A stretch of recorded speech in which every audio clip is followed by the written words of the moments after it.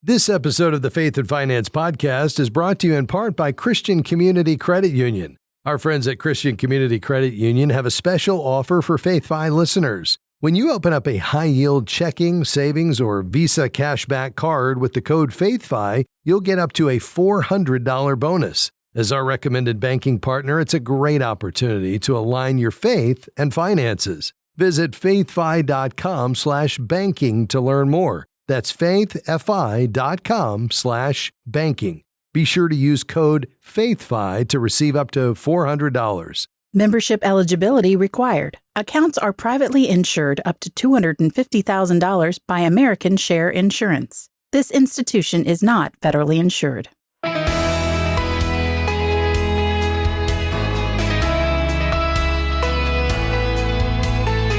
The simple believe everything, but the prudent give thought to their steps. Proverbs 14:15. Hi, I'm Rob West.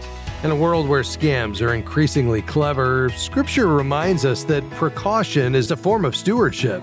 Today we're talking about something that isn't just practical, it's spiritual, protecting the resources God has entrusted to us. And then it's on to your calls at 800-525-7000. That's 800-525-7000. This is Faith and Finance, biblical wisdom for your financial decisions. These days, scams show up just about everywhere by phone, email, text, social media, and even by impersonating people you trust. But as followers of Christ, we're not called to live in fear. We're called to walk in wisdom. So how do we do that when it comes to guarding our finances? Well, first, pause before you respond. Scammers thrive on urgency. If someone pressures you to act immediately, whether it's a phone call claiming to be your bank or a text message saying your account's been compromised, slow down, verify the source, hang up and call the official number on your card, check the sender's email address, and remember, pressure is a red flag. Second, never send money via wire transfer or certainly not gift cards. No legitimate organization will request payment in this manner. Scammers use these methods because they're nearly impossible to trace. If someone insists, just walk away. When shopping online, use a credit card rather than a debit card. Credit cards typically offer stronger fraud protection and limit your liability if something goes wrong. Next, enable two-factor authentication on all your financial accounts. It's like adding a second lock on your digital front door. Even if someone steals your password, they can't access your account without a code sent to your phone or email. While we're on the topic of passwords, don't reuse them. Use a password manager like Bitwarden or NordPass to generate and store strong, unique passwords for each account. Both offer free, secure options to help you stay protected. Also, monitor your accounts regularly. Most banks let you set up alerts for large transactions, logins, or unusual activity. These alerts act like a financial alarm system, helping you catch suspicious activity early before real damage is done. Another crucial step, freeze your credit. It's one of the most effective defenses against identity theft. It's free to do with all three major credit bureaus and can be temporarily lifted when needed. Think of it as putting a padlock on your credit file. Be especially cautious with public Wi-Fi at coffee shops, airports, or libraries. Never access financial accounts or enter passwords while on public networks. Wait until you're on a secure private connection. The same goes for using public or borrowed devices. Only check accounts from your own phone or computer. And don't forget about social media. Oversharing personal details like birthdays, family members, or recent purchases can give scammers clues to your passwords or security questions. Set your profiles to friends only and think twice before posting personal information. Here's a classic but still essential tip. Shred sensitive documents, bank statements, medical records, tax forms, anything with your personal financial information should be shredded before going in the trash. Identity thieves will dig through garbage if they think there's something valuable in there. Also, never click on suspicious links. Even if they appear to come from someone you know, hackers can take over accounts and send phishing messages that look perfectly normal. If something seems off, reach out to the person directly before clicking it. And finally, educate those around you. Scammers often target the most vulnerable, particularly older adults and teenagers. Make this a family conversation. Talk with your kids, your parents, your friends. Share what you've learned and keep each other informed about the latest scams. If a company offers you identity theft protection after a data breach, take advantage of it, but verify first. Don't trust links or numbers in the letter or email. Instead, contact the company directly through their official website or customer service number to confirm the offer is legitimate. There's no question that in today's world, financial faithfulness includes digital awareness. Guarding your data, protecting your family, and staying alert to fraud are essential parts of stewardship. But don't let that lead to fear or discouragement. With a few intentional steps, you can safeguard what He's entrusted to you and live with peace, not panic. By the way, another great way to manage your money wisely and grow in financial stewardship is to download and use the FaithFi app. You'll find it at faithfi.com. That's faithfi.com. All right, your calls are next. 800-525-7000. We'll be right back.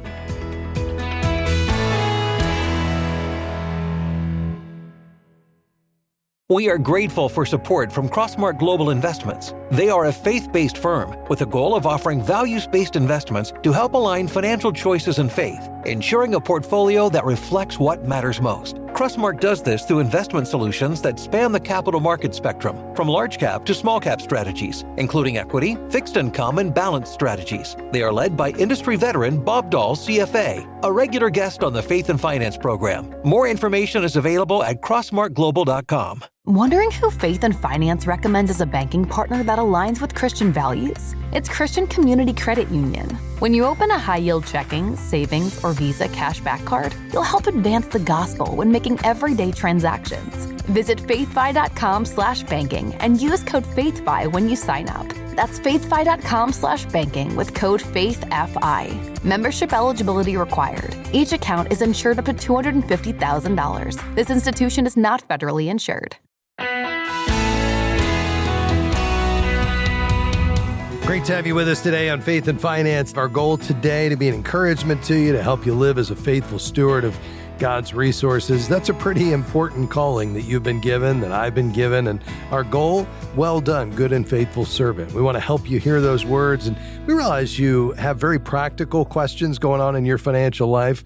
Perhaps it's how to navigate the market, despite the tariffs and the questions surrounding them and inflation and the geopolitical tensions, not to mention the conflict between Iran and Israel and our involvement there. How do you navigate all that? We'd love to weigh in, including how you align your values with your investments. Maybe it's something more every day, like your spending plan, just staying on budget or getting out of debt. Whatever you're thinking about in your financial life today, we'd love to help you tackle it and do that through the lens of biblical wisdom. You can call right now. Our team is standing by, and we do have some lines open. 800-525-7000 is the number to call. Again, that's 800-525-7000, and you can call right now. We'll be diving into a few of those questions here in just a moment. But first, in the news today, in 2024, listen to this, 401k savings reached record highs, thanks in part to features like automatic enrollment and what's called immediate eligibility, no waiting period. Vanguard reports an average combined savings rate, employee and employer, of 12%, which matches 2023's peak. Fidelity's data shows an even higher rate of 14.3% across 24.4 million participants. Amazing. These increases reflect growing participation and engagement. Vanguard notes that 76% of plans now offer immediate eligibility. That's up from 71% in 2020. And 61% include automatic enrollment, up from 54% in 2020. Vanguard's rule of thumb, which aligns pretty well with ours here at FaithFi, is a recommendation of saving 12 to 15% of your income annually, including the employer contribution. Fidelity's benchmark is about the same, 15%. In 2024, the average employee deferral was 7.7%, with 25% of workers saving 10% or more, and 14% are maxing out their contributions. Those are mostly older, higher income workers with longer tenure. Of course, the ideal savings rate depends on your income, lifestyle goals, and retirement timeline. I will tell you that, part of this comes down to what I call and what we call here at FaithFi, your finish line. Now, we talk in terms of two types of finish lines. One would be your lifestyle finish line. I think you need to start there. And that is, where are we going to cap our spending on ourselves, on our lifestyle? There's three approaches you can take to that. One would be, you might call it a maintenance spending finish line. This would be where you look at your current budget, or actually better yet, your current spending. And I'd look at maybe the past 3 months. And then your maintenance finish line involves just simply refusing to increase your spending from this level. Where we're at right now, we're not going above it. No matter what we get in the way of a bonus or increases in pay over time, this is the cap. The second would be what's called a benchmark spending finish line, where you use some sort of external reference point, a multiple of the median income of your area. Maybe you use the work that our friends did at finishlinepledge.com, where they give you a real thoughtful rationale for setting your finish line from a lifestyle standpoint based on a benchmark. That's the second option. The third is what you might call a prioritization spending line. That's where you begin by reflecting on how God is working in and through you and your family. Review all your expenses from the last few months, like we said initially, but then specifically look for spending areas that are distracting you, perhaps from God's greater purpose in your life, and then determine how much your monthly spending would decrease by adjusting those spending areas. Regardless of how you approach it, once you have that lifestyle cap, then it's not hard to actually determine what is our accumulation finish line. How much are we ultimately going to save? And then once you know you're on track, or perhaps you've reached it, now you can accelerate your giving, which is an amazing opportunity. Now, you might be listening saying, wait a minute, Rob, I'm not anywhere close. In fact, I'm way behind. Okay, well, that's a different situation. And I would say, let's start somewhere and start start saving and investing systematically. But if you're well on your way, perhaps you haven't looked at a finish line, or you're just doing it in anticipation of the ability to have income increases down the road, what a great exercise between you and the Lord to just really think through, why have you entrusted to me what you have? And what if you, Lord, were to entrust much more to me? How would I approach that? Would I just automatically increase lifestyle spending, or would I cap that at some level and then continue to give more and more away? Something to think about. By the way, this is one of the articles in Faithful Steward, and we have articles just like this in every issue. And just go to faithfi.com/give to learn more. All right, we're ready to dive into your questions today. We've got lines open. The number to call, 800-525-7000. Let's go to Illinois. John, you'll be our first caller. Go ahead. Hi, Rob. Appreciate you taking my call. Yes, sir. I've got a 14-year-old son, and he was just dying to work, and he finally got a full-time job this summer. He's actually working 37 to 40 hours a week. So he's bringing home about $100 a day, and we want to get him an investment account. I'm thinking Roth, but I'm wondering what the best option for him and where to go to get it. Yeah, very good. I like that idea a lot. I would just say, perhaps you divide, between the Roth and something that would be savings for, more current spending. So if he has, a savings goal, or he's saving for something specific, maybe you carve off a portion of that that he'd be able to enjoy right now, or, maybe it's not immediate, but something he can save for, let's say, in the next 12 months. But then I love the idea of getting a portion of this going into an automatic investment. I would actually look at the Schwab Intelligent Portfolios or Betterment. Either one of those. Just type that in your search engine, Schwab Intelligent Portfolios, and then as a second option, Betterment, Betterment. This is essentially a robo-advisor. You'd open the Roth IRA there, as long as he doesn't put in more than the earned income he has for the year, up to $7,000. He's in good shape. But the nice thing is it's low cost, and it's going to use ETFs to build a very diversified portfolio that's just going to capture the broad moves of the market. It might be more fun for him to pick a company or two to invest in that he knows and likes and follow it. The problem is we're just not teaching the concept of diversification that way. So you may want to do a little bit of both, but I think the robo-advisor could be a great option. You'll open the Roth with them, fund it with them, and then they'll build the portfolio. Hope that helps, John. You sound like a great dad. Hey, stay on the line. I'm going to send you a book from our good friend Art Rayner. It's called The Money Challenge for Teens, and it'll be a great resource to help him think about God's way of handling money. Let's see. We're going to take another break here in just a moment. We also have other lines open today in our final segment. We'd love to tackle your question or hear your testimony. Maybe God's been at work in your financial life. You'd like to share that with our listeners as an encouragement today. We'd invite you to be a part of the program. The way to do that, just head to the phones and call us right now at 800-525-7000. That's 800-525-7000. By the way, if you'd like to connect with an advisor, we talk often here about investment advisors. Often we talk about financial planning issues.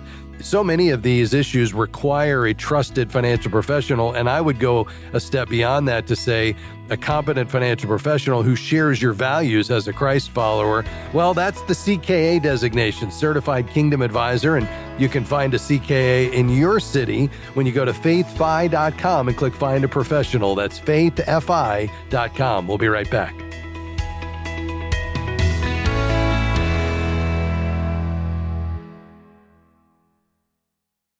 Right now, more people than ever are looking for biblical wisdom to navigate their finances, and you can help meet that need. When you become a FaithFi partner, you're equipping believers to trust God, steward His resources well, and live with kingdom purpose. Partners receive early access to our newest resources, our quarterly Faithful Steward magazine, and the pro version of the FaithFi app. Become a FaithFi partner with your gift of $35 a month or $400 a year at faithfi.com/partner. As the leading advocate for the Christian financial industry, Kingdom Advisors serves the public by promoting the integration of a biblical worldview across every aspect of the financial services industry. And we serve a growing network of thousands of Christian financial professionals, equipping and empowering them to carry biblical financial wisdom to their clients, peers, and community. For more information, visit kingdomadvisors.com. That's kingdomadvisors.com.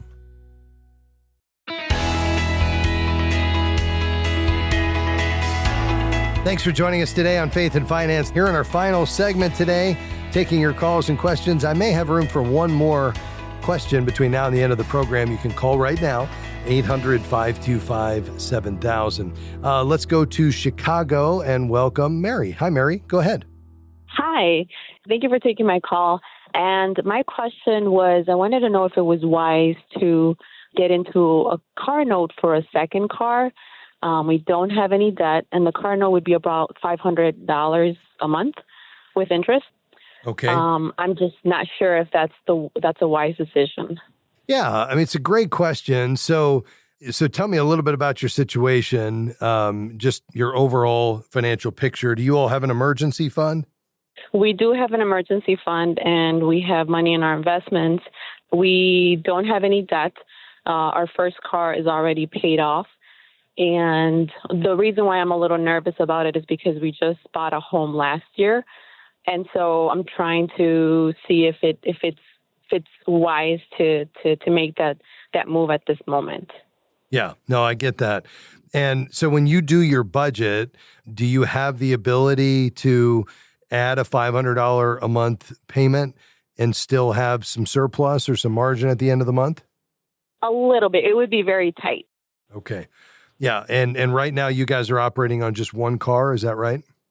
Well, we have a second car, but it's really not reliable, and we spent money on the mechanic and all that. So we don't know if we should just wait and continue to put money in this car, or to just get a second car. Yeah. So would you sell this second car, the current one, if you went ahead with the new one? We would, but we wouldn't get much money out of it. Okay, got it. Yeah, but you wouldn't have to insure it any longer, and so it would reduce your overall expenses, right? Correct. Yeah, okay. And another thing, so we would probably use money from our dividends to pay for the car note. So that's okay. one way that we would kind of be a little bit more afloat. Okay. Yeah, I mean, it just sounds like you're right up to the edge. That's the only thing that's concerning me. And so I think you need to just take a hard look at the budget. I'd be happy to connect you with one of our certified Christian financial counselors if you all would take advantage of it, just to kind of help you look through your spending plan and get on a more solid, monthly plan that you feel better about. I just don't want you to be right up to the edge and then, anything comes out of left field, you're all of a sudden slipping behind, or spending more than you're bringing in. So there's nothing wrong with having a second car, and you probably need some good, reliable transportation. And there is a point at which it doesn't make sense to continue to put more money into an older car, especially one that's been giving you some problems. But I also want you to be able to live within your means. Now, based on what I'm seeing here, it sounds like you've got plenty of emergency savings and investments. And what do you have left on your mortgage? You said that's fairly new, right? Yes. So it's a 30-year mortgage, so we have about 29 years. Okay, yeah, so you got a long way to go there. So it really does come down to the spending plan. You just need to go back and take a harder look at it. I mean, the rule of thumb is you want to keep transportation costs under 15% of your take-home pay, and that includes car payment, gas, insurance, maintenance, parking, if you've got it there in Chicago. So you need to put everything into that payment or into that category, and you need to be under 15%. But that's just a rule of thumb. At the end of the day, you need to make your budget work. And so that means, you guys are going to have to look at, first of all, what is our budget if we're realistic? Because we can't just put in the things that you get a bill for. We need to put in those non-discretionary items. Christmas comes every year. And, if you're spending $1,000 or $2,000 on Christmas, we really should have, $150 or $100 a month, at a minimum. Maybe more in the budget every month, and cars break down. And so we've got to have something in the maintenance category. And so we really need to have an accurate representation of your budget, including this new car payment and a higher insurance, because with a newer car, you're going to probably have an increase in your insurance premium. So when you put all of that in, what you may find is, all of a sudden we're $300 upside down every month. Well, that's not going to work. That's not sustainable. So I think that really should be the deciding factor here is what would it take for us to do to right-size the plan so that we can afford to take on this car, which we can absolutely use. And it doesn't sound like you're being, you're buying something that's just crazy in terms of, it's the right perhaps vehicle for you, but that's only going to be true if you can get to the place where you've got a plan that's realistic and that, isn't upside down. Does that make sense? Yes. Now, my question also is, would it be smart to use money from our dividends to pay for this? Because our financial advisor has mentioned that, it's fine, but I'm not sure that would be a good option. Yeah. No, I don't have any problem with that. What do you have in investments? What's your total portfolio? About $900,000. Okay. Yeah. And what is your age? 35. Okay. Yeah. So that's incredible. Did that come, in a lump sum as an inheritance, or have you all just saved really hard, or how did you build that up? Saved really hard. And That's we both amazing. have a pension. So our financial advisor is pretty comfortable with that because of our pension. I can imagine so. So yeah, I mean, you obviously are way ahead of the game at 35 with that kind of investment portfolio. So it sounds like, I love that you're still being frugal despite the fact that you have nearly $1 million in investments. And yes, dividends could be a great way for you to do that. Ordinary dividends are taxed at your regular income tax rate. That's going to happen regardless. And so if you could take a portion of those to right-size this budget, I think that makes a lot of sense, and stop putting money into a car, that is continually giving you problems. I also think, hopefully you have an advisor who understands God's word and can really come alongside you from a biblical worldview. But I think it would be important sooner rather than later for you guys to determine what is your finish line. How much are you ultimately trying to accumulate? And I can't tell you what that number is. That's between you and the Lord. But once you know what that is, now all of a sudden you're in a situation where when you can start increasing your giving. Because, the last thing you want to do is just mindlessly accumulate over the next 30 years and build up way more than you need. But again, that number is something you would need to arrive at prayerfully I don't think anybody else can tell you what it is. But yeah, I think to get back to your original question, I don't see any problem with you taking on this new car. It sounds like a reasonable car note. You know, the average car payment today is over $700. You're at $500. 6-year payoff is fine. I like 5 better, but 6 is fine. And if you've got another source of income through the dividends to cover that, if you weren't able to cover it just out of monthly cash flow, then I think that's fine as well. Okay. Thank you so much. I really appreciate it. Absolutely, Mary. Hey, well done. We appreciate your call, and thanks for your great question today. We appreciate you being on the program. Folks, that's going to do it for us. So thankful for the folks that make this possible every day, Sandy and Devin, and grateful for Jim Henry as well, and everybody here at Faith Fi. Hope you have a great rest of your day. And by the way, if you'd like to support Faith Fi and the Faith and Finance broadcast, you can do that online quickly and securely at faithfi.com. Just click Give. Lord bless you. Bye-bye. Faith and Finance is provided by Faith Fi and listeners like you.